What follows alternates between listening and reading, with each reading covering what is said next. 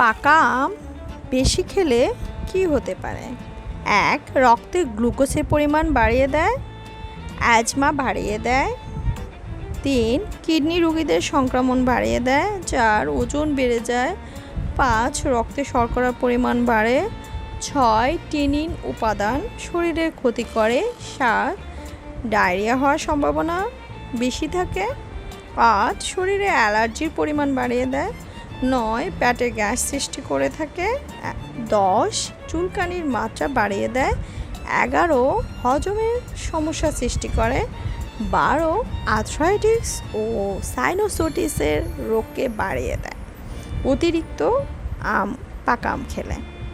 Hello everyone, আসসালামু আলাইকুম। তাসলিমাস world থেকে আমি তাসলিমা আবারও নতুন একটি রিলস দেখার জন্য সবাইকে আমন্ত্রণ জানাচ্ছি। ভিডিওটি ভালো লাগলে অবশ্যই লাইক, কমেন্টস এবং শেয়ার করতে কিন্তু একটু ভুলবেন না। আল্লাহ হাফেজ।